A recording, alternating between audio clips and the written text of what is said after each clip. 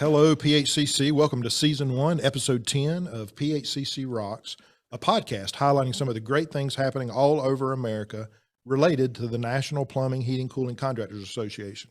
I'm your host, Joel Long, and we're coming to you from Gastonia, North Carolina, which, as always, is today's worldwide headquarters of PHCC. We're really excited today to have some wonderful men with us from the state of Pennsylvania, the great state of Pennsylvania. Right, Mike? That's right. I was waiting for that. Atta baby. So we're fortunate today and blessed to have Mike McGraw and Larry Shoemaker with us from Pennsylvania. And Mike's the executive director of PHCC Pennsylvania, and Larry is serving as the president of the PHCC of Pennsylvania. Is that correct, Larry? That is correct. They got you on for like a 6-year term, and they're not. Sometimes it feels like it. Don't do too good a job, Larry. Okay, don't make sure you don't do too good a job. But hey, guys, listen, it's really a treat to have you with us today, and looking forward to it. Mike and I go back a long time, and we were both better looking and younger when we met, and which is not saying a lot, but one of the things I've loved about doing this podcast is the first thing off the bat every time is learning how guys like y'all, how you got involved with PHCC, and just give us some of your background and how you ended up there. Who wants to go first? Nobody. Mike, go first. All right. So, well, first off, I didn't wear my jacket because I knew you weren't going to wear a jacket today. I knew. I told somebody today that I wonder how long before the over under was 30 seconds before you would bring up the jacket. So go ahead. You want to tell them? Go ahead and tell them. Go ahead and tell them. No, you got to tell them. Yeah. So we were. I don't even remember which one it was, but it was probably 8-9 years ago when I met Joel at a Connect, and we were just getting introduced for the board and stuff like that. We were like, should we wear a jacket or tie? We're like, nah, I don't know. I don't think I was going to wear one. Joe's like, yeah, I'm not.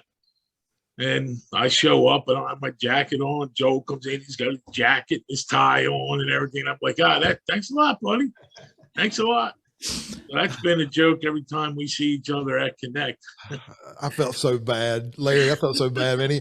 Later that night, I don't remember who, Hunter body says, you got to wear a jacket. You got to wear. And man, I didn't even think about it, man. And as soon as Mike walked in, he goes, "What are you doing to me, man?" But anyway, he never gave me the heads up. I just met him. I'm terrible. I know. All right, so this podcast has gone in the tank immediately.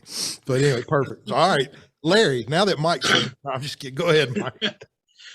So my first choice when I was in high school was to go to auto mechanics. And I started my first year of VOTEC, was what it was called back then.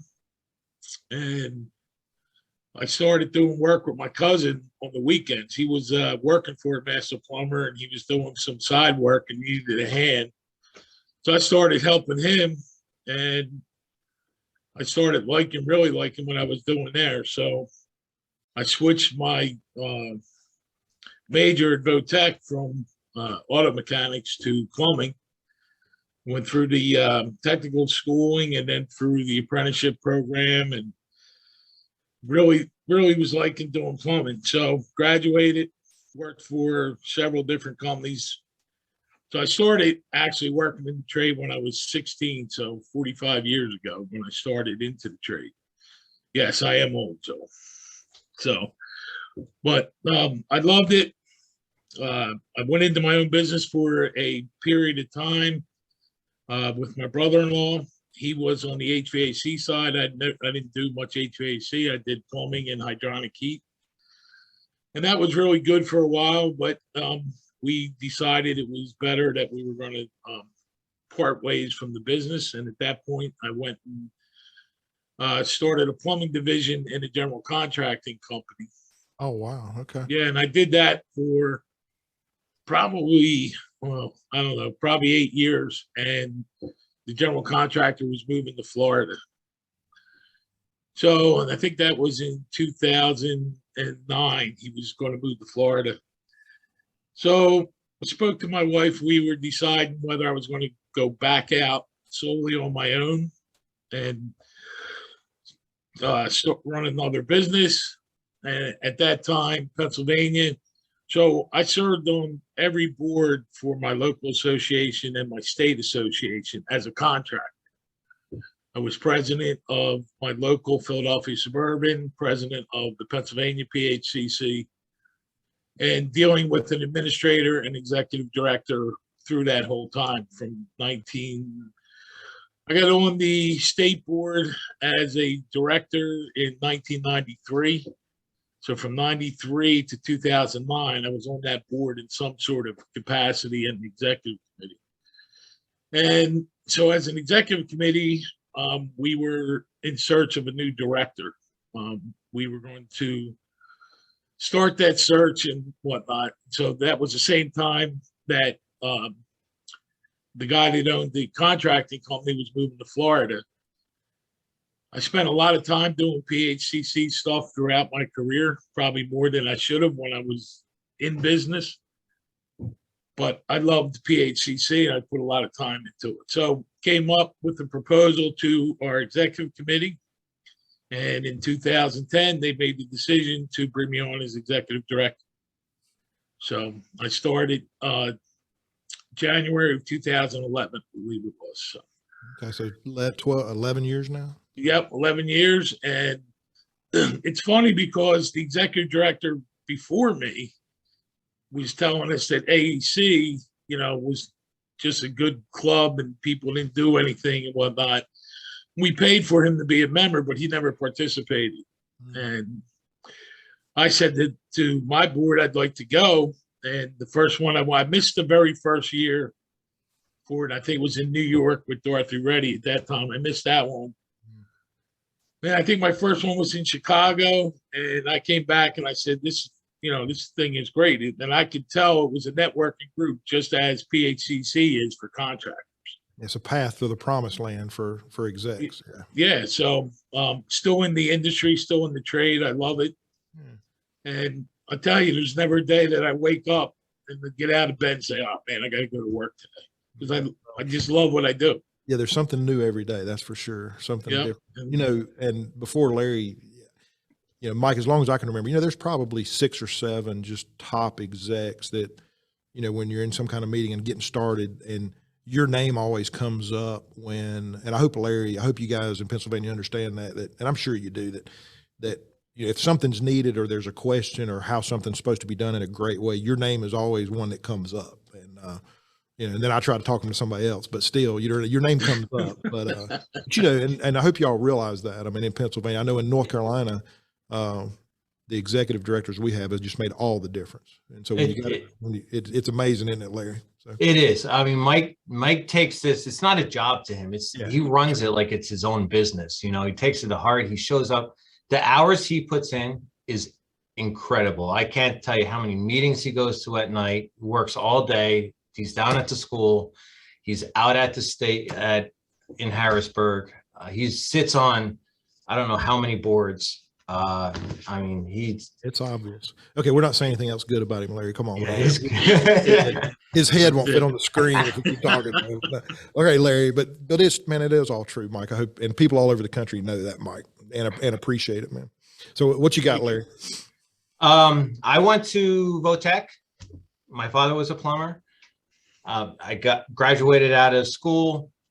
I didn't want to be a plumber, so I went to go to be a forester. I went to forestry school for a year, found out it was super expensive, came back for a year. I was going to earn some money, and then I never went back. I put myself through the apprenticeship school, and from there, I got asked to teach, bought the business in 2003, and that's when I joined the local PHCC, taught, served on a couple of places on that board, did vice president, and then I got asked to sit and do the secretary position for the state, and from there I got asked to run for vice president, and then that takes you right to the president spot, right? So we're kind of roped in, right? And once you get started, you can't get out of it. That's right. I know all about it.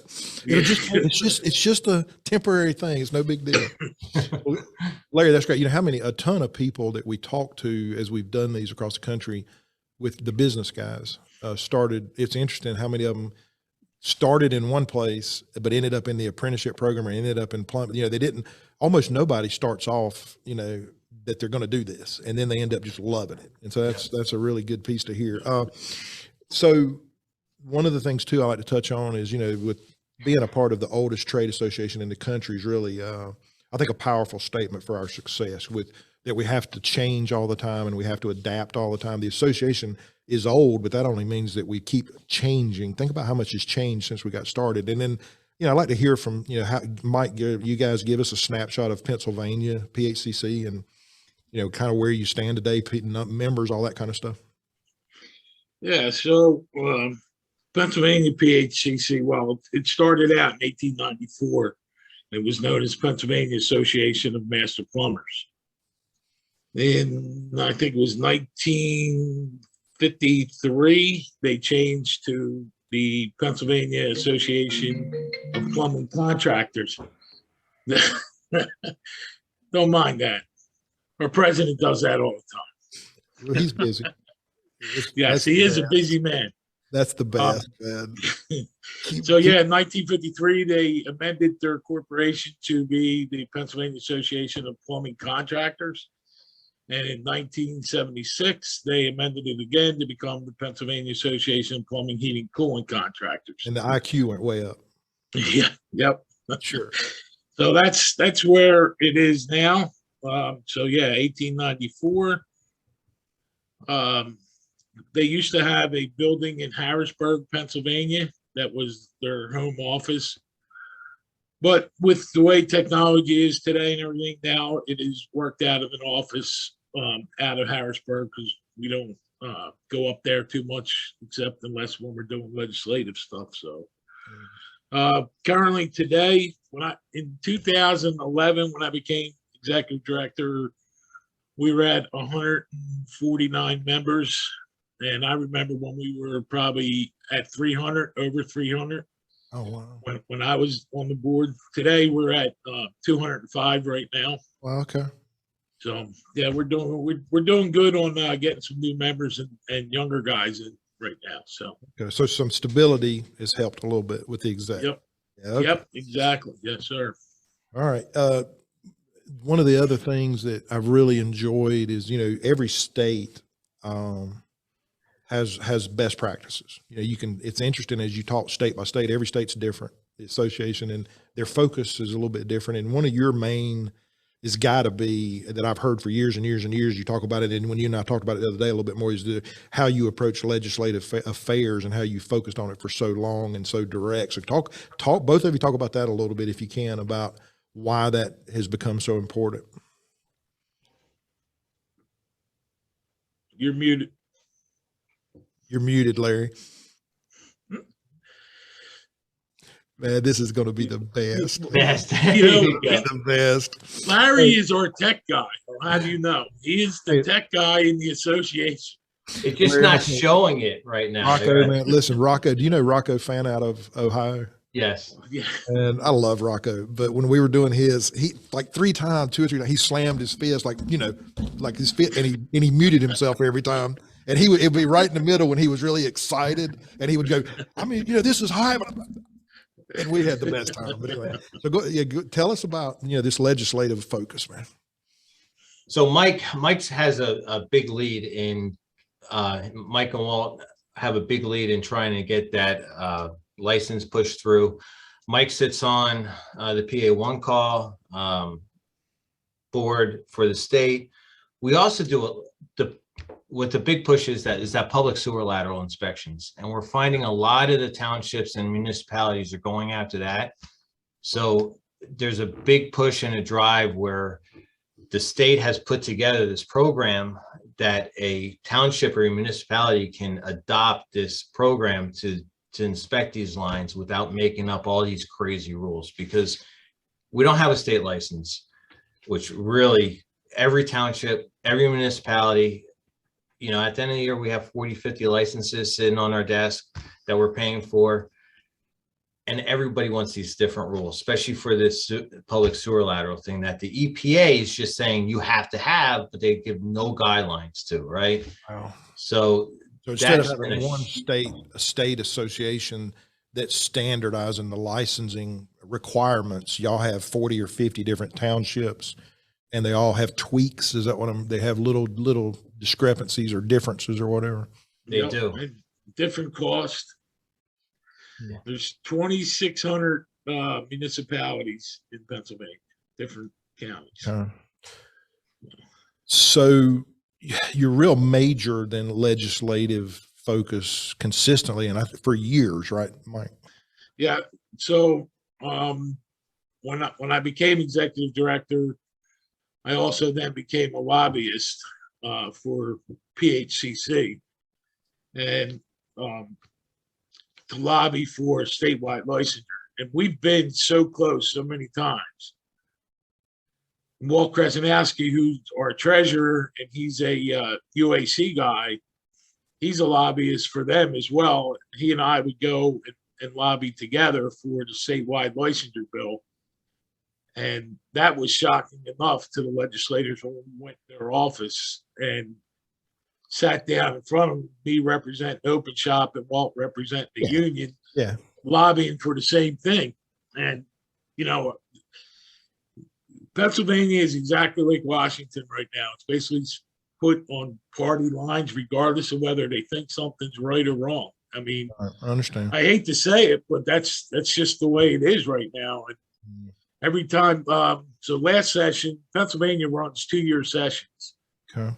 They're legislative sessions, but they have a lot of breaks in between. So they're not on all the time, but they have a lot of breaks in those 2 years. So last year we didn't bring it in the last session because of COVID and all that. It's very hard to lobby, you know, without being in face to face, whether you're in the local office or in the Capitol in Harrisburg. So the year before that, session before that, we were very close. We had a real fight in the House, and it was the first time we ever got it passed in the House. And then the Senate, it got shot down in the Senate. So this year we have a freshman senator who's a master plumber, who used to be the business manager for Philadelphia Plumbers Local 690. Okay. He introduced the legislation for us back in July. It got introduced, but we're nearing the end now on election year.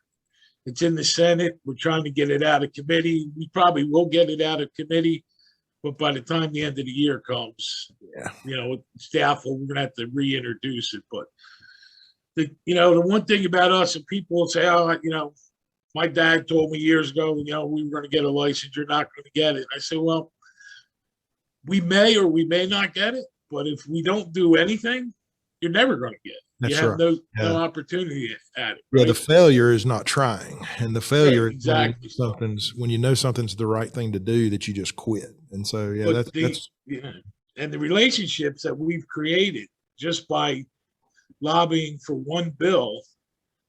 We have legislators now that call us and ask us opinions on things that are coming through to Harrisburg. So that long-term issues just helped you build relationships. And we talk about that all the time at the national level, to make sure that at home you're building relationships with the Washington contingent. So when you go to Washington, it's personal instead of just some guy showing up. So, okay. And Larry's a lobbyist also. So. Okay. Well, I guess you have to be if you're spending all this time trying to actually, I mean, licensing is a huge deal for your success of your businesses. I mean, I can't imagine in North Carolina if we had different bodies in every city. It would be complete chaos. And so I guess you've gotten used to it in some ways. Yeah. But you know that a state license would fix a lot of that for customers too. Oh, absolutely. And it's most of it's about customers, because at the end of the day, it'll make it easier for customers to get consistency, right? Yep. Definitely. And the other big issue with it is reciprocity. So contractors coming into Pennsylvania, out of state contractors that are on our borders and come in, every municipality will accept their license because it's a state license. Oh, you're kidding. Oh yeah, no, they come in and they're bidding on their work. Disadvantage because you're inside Pennsylvania. Yeah, and if even if you have a license in the municipality, even if it's in the city of Philadelphia or the city of Pittsburgh, which are the two largest cities, you cross into Ohio or you cross into New Jersey, you can't work. You can't bid on it because they won't accept that license. So what would you, I know all across the country, we're seeing things like this go on. What would you recommend as a board and you know, and an exec to help with that focus on legislative? So we've done days at the Hill, and we've had representatives from national come up. This is really, it's not too far from Sure. you know, Falls Church to Harrisburg.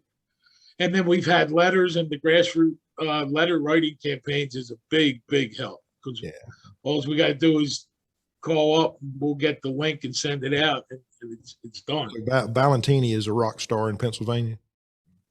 Yeah. So, well, we haven't had him too much because last 2 years, you know, which was 2 years, we didn't really do any campaigning for it, but it's coming. Okay. Coming. We'll make sure he's on board. So listen, he's always asking me about it. Yes, okay. He's very in tune to it. And so nationals helped you tremendously over the years with fighting that battle. I like the letter writing is a massive thing, and it's helped us in North Carolina a lot and all across the country. So. Yep. Okay. You got anything to add to that, Larry? Or yeah, it's that and money. It's trying to get that PAC fund built up. That's going to be our next thing that we're really working on, because everybody else that we're fighting against, and they got money, and you know, that's a good legislators need the money. That's a really good point, to not wait till the last minute to try to raise that money. Either be consistent in that. I see that, you know, we think something's coming all of a sudden, and we're going to raise a bunch of money instead of being consistent on that across the board. So, yeah. Okay. So I want to switch gears. Give us something that nobody knows about you guys that they would want to know. You really want us to say something like that on this thing? Yep. All right. Help me out, Amy. I'm going to go. I need to get my picture up here. Go ahead. So a lot of my friends know me, but I don't know about my PHCC friends, but I am a Lifetime and Hallmark Channel junkie. Hallmark Channel junkie. Oh yeah, the movies, especially Christmas time. I watch them over and over. My wife and kids are like, tell me I'm insane. Oh my gosh, you're kidding. No. I would not have shared that. Well, you know. You're up, Larry.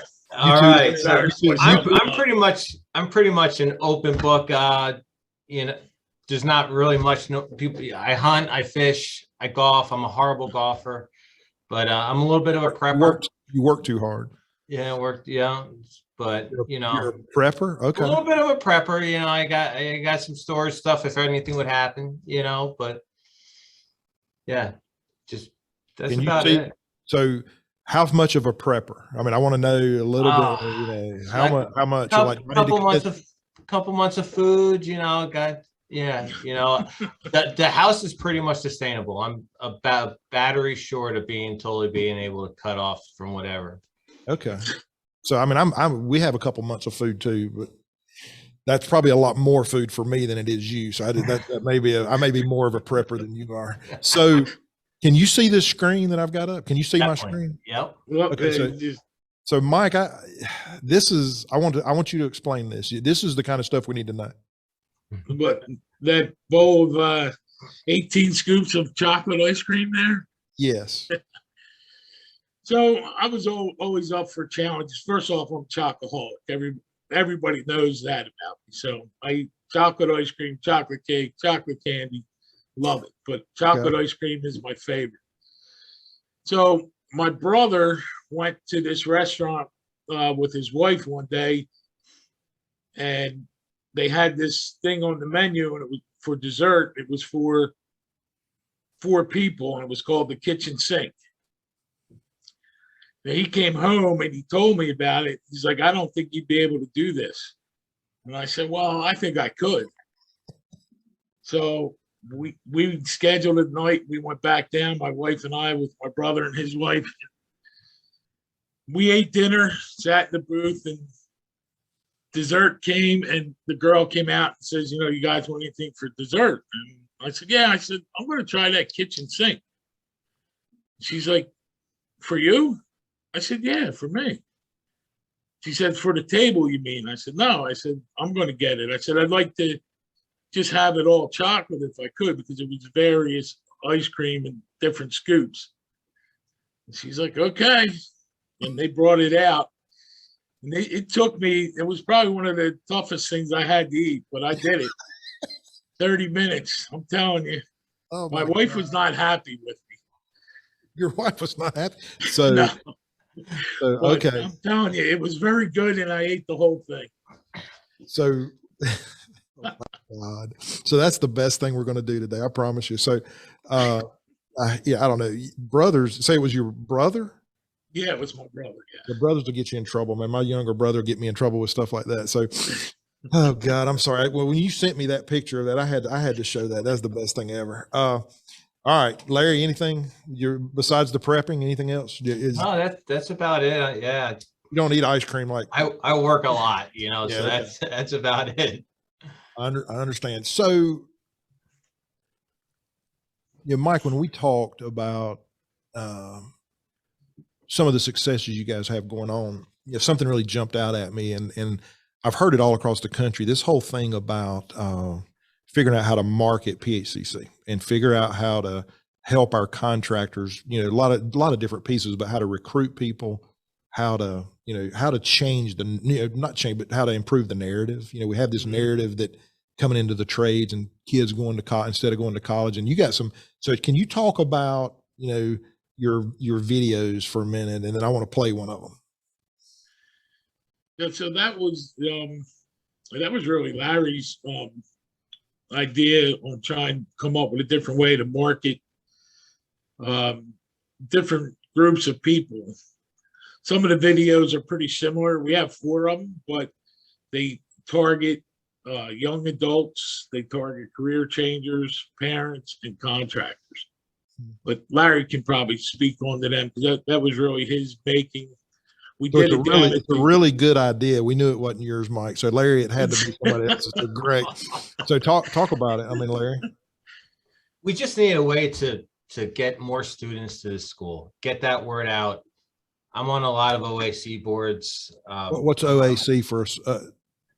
Advisory boards. Oh, okay. I'm sorry. Yeah. Advisory boards for the VOTEC. We have a lot of VOTEC schools here that I found out isn't norm across the country. Right. So I'm big in recruiting. We have a lot of apprentices that would come in here. We train. I don't have a people problem. We train in-house, and I recruit from all the schools. So I need that constant influx and people going to the apprenticeship schools. And this is a way, if we can get them to the PHCC and we can grow them, it helps the local association, because that school grows. There's money coming in. That's a profit center to do other things. And sure. Once they're in there and those students are there, they know about the PHCC. They're there. They know the whole story. You can get the contractors in that. It's easier to get contractors. If you don't have that school, it's really hard to show that value of that PHCC right there in front, and it's all about that value, we see that once, a lot of kids today too, we see, they really haven't done much hands-on. It's a different than when we grew up. We were always messing with our cars, or we were, or maybe, it's probably our fault as parents that we're trying to do too much for them. Dad said, yeah, okay, whatever you need, figure it out, and I think now we try to help them too much sometimes, but we see these kids, once they get their hands on something a lot of times, and they see that they can make something or improve something or do, or make something work, it's amazing how quick they take to it. And so when you do that, so let's play that video. Let's play that. I quit trying. Amy's going to just do it, because if I mess with it, it's going to be a, let's play this video that you guys sent, and look at that, Mike. Look at that. Look at that. Oh, look at that. Oh.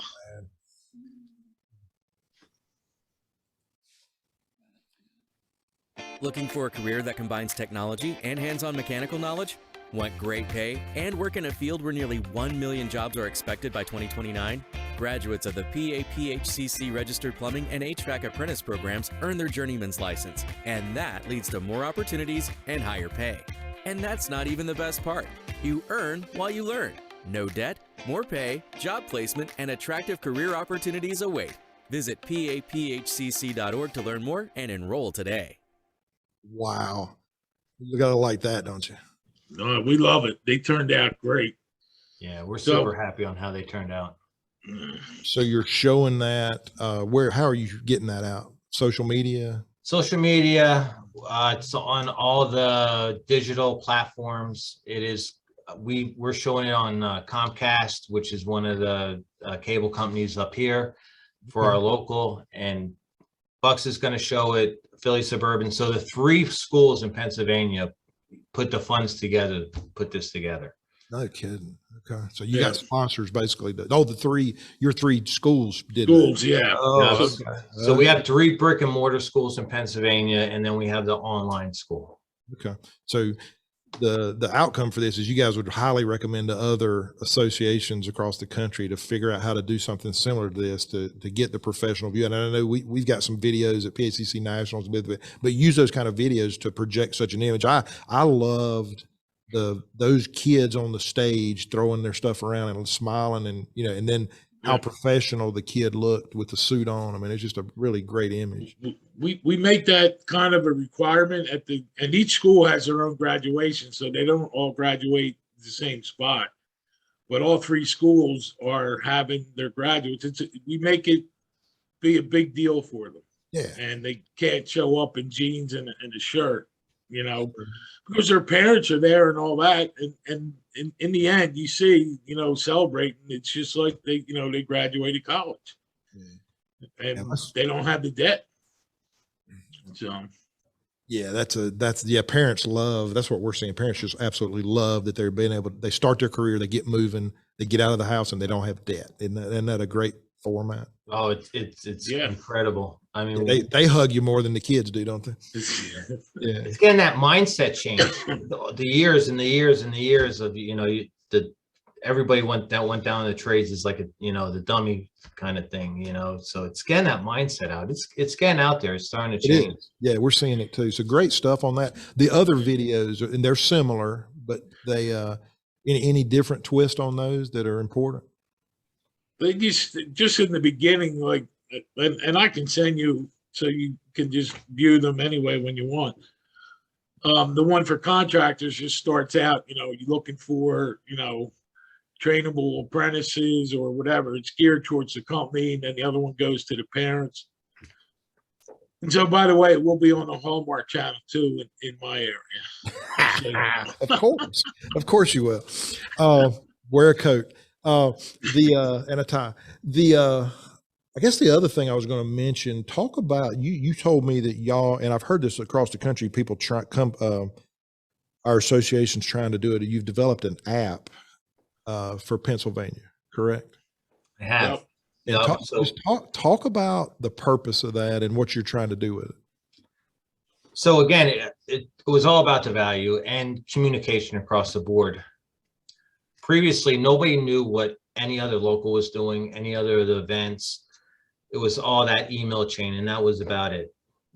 To get that value for these younger members and we weren't collecting those young business owners, right? That was a hard market to grab. This kind of gets them involved. They know exactly what's going on all over the place. They can share their stories on there. They can ask for advice. They can, if we have events, they can pay for it there. They're not worrying about bringing a check. They know what it is. They can see who's showing up. We can post all that on there. All our vendors can post things on there. We can have trainings that can be shown right on that app. And that it's just utilized just for a communication tool all the way through. And there's a thing, even our company, there's a group setting on there that we use on a daily basis. What trainings are happening each day, if there's a snow delay, if somebody gets a review, they get a that-a-boy, or somebody does something really good, something happens, we use that as a communication tool. It goes out, you can post on there, and only our company's on that one part. And that can be shared throughout the PHCC. Okay. So We can divvy this up that each state can have their own division. They can either look at everything going on throughout the United States, or a state can have it that they just see the state stuff, and every state can have their own locals on there, and the communication can be right across the board for every state. And this has been going on. So I had on the phone, we had the first test run when Albuquerque was around, when we were at the Albuquerque Connection, Hunter Biden down there, and it was brand new. We just had it, and it's been going on for that long. Okay. You know, and it took about a year and a half before that came. 3 years, probably 3 years.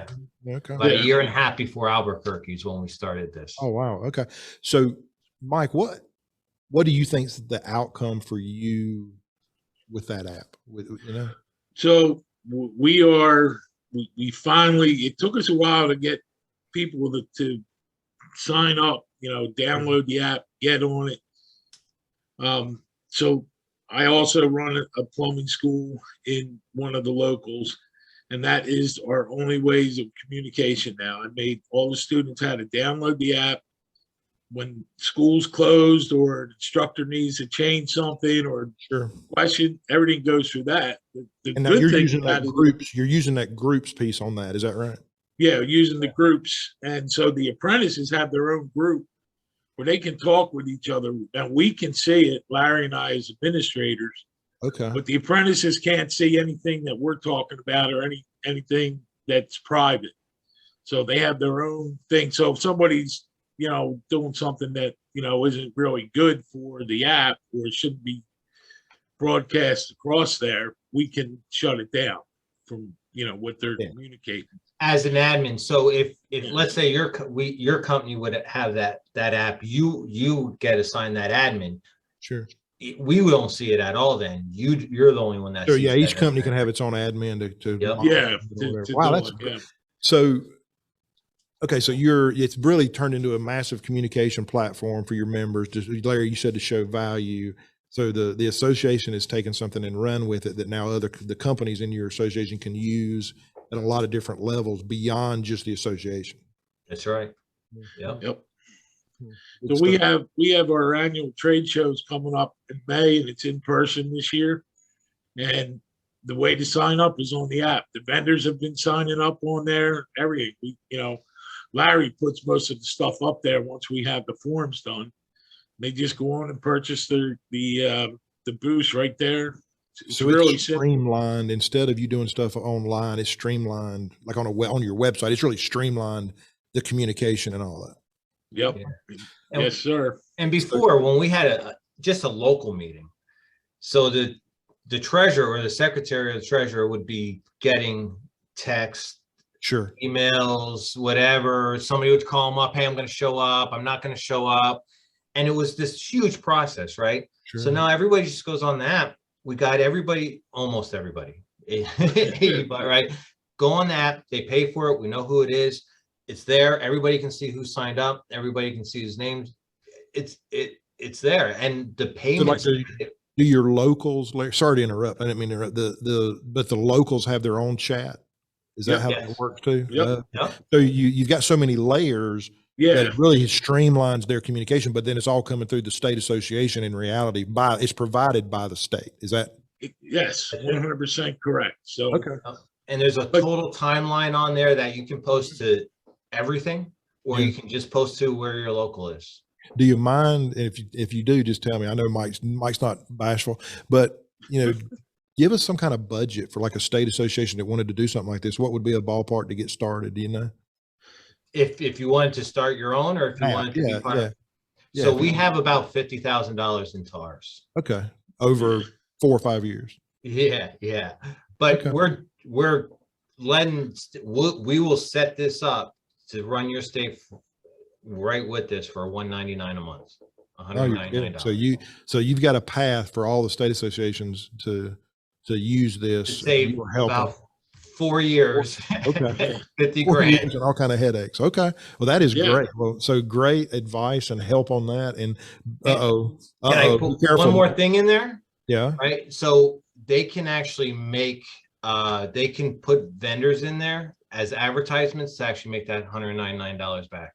Okay. Yeah. Sure. So it becomes Because it really would be inexpensive. a local vendor Sure. that state uses would Okay. pay for it in no time. Well, that's a Yeah. great outcome of this podcast. Good grief. So any other advice on that marketing, those two kind of marketing things for other associations? If they say, okay, I want to do something like this, how to get started, just call you. Is that the best thing? Yeah. Yeah. Yeah. Call me, email me or Mike. Okay. We'll get it going. All right. And so look up in the directory and look up Larry and Mike in the PHCC Directory, which is a great magazine, and and they'll help you. That's awesome. Okay.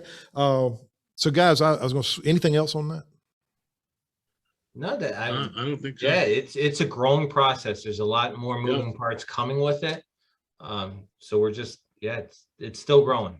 Well, guys, man, we're about 45 minutes in, and I've been told that if we go, much longer than that, we get a little nuts around here. So we try to do that. But I do, we do just about every time talk about, most of the leaders in PHCC that I see read, or some of them just look at pictures. But do you guys, I asked about, any reading or anything. You got anything you've been reading?